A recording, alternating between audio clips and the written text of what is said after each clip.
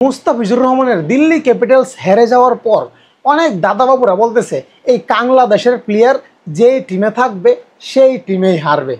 আরে ভাই, আপনাদেরকে আমি বলতেছি এই বাংলাদেশের প্লেয়ার না থাকলে এই দিল্লি ক্যাপিটালসের অবস্থাটা যে কি হইতো।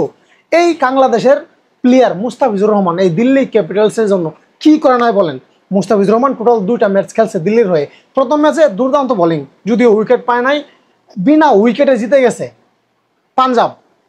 তো যাই হোক, সেকেন্ড ম্যাচে মুস্তাফিজুর রহমান কি দুর্দান্ত বোলিং করছে, 4 ওভারে মাত্র 30 রান দিছে। মুস্তাফিজুর রহমানের যখন 4র্থতম ওভার, তার কোটার যখন শেষ ওভার তিনি শেষ করেন, তখন দিল্লির ওভার শেষ হয় 18 ওভার। 18 ওভার শেষে টোটাল রান মুম্বাইয়ের 132 রান। 18 ওভার শেষ 132, মুস্তাফিজুর রহমানের কোটা শেষ করে 18তম ওভার হওয়ার পর। এবং লাস্ট 2 ওভারে 132 থেকে লাস্ট 2 ওভারে দেখেন 18তম ওভার শেষ করার পর 19তম ওভারে আসেন মুকেশ, এসে রান দেন 27 রান। তারপরে লাস্ট ওভারে আসেন চামিরা, শ্রীলঙ্কান বোলার, সে দেয় 21 রান। টোটাল লাস্ট 2 ওভারে রান আসে 48 রান। মুস্তাফিজুর রহমান রেখে গেছিল 132। তারপরে লাস্ট 2 ওভার করার পর এই টার্গেট দ্বারায় দিল্লি ক্যাপিটালসের 181, লাস্ট 2 ওভারে আসে 48 রান। মুস্তাফিজুর রহমান কত দারুণ বোলিং করছে।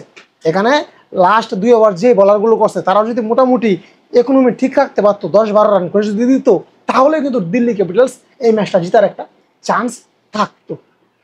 তো কত সুন্দর পারফরমেন্স, এত ঝকঝকা ফকফকা পারফরমেন্স করার পরেও কিছু কিছু দাদাবাবুরা বলতেছে এই বাংলাদেশের প্লেয়ার মুস্তাফিজুর রহমান বালানা। এই মুস্তাফিজুর রহমান ছাড়া এই হিটম্যান রোহিত শর্মার উইকেট নেওয়ার মতো এই ক্রিকেট বিশ্বে, এই বাংলার বুকে, এই পার বাংলা হোক ওপার বাংলা হোক, কোনো বোলার আছে?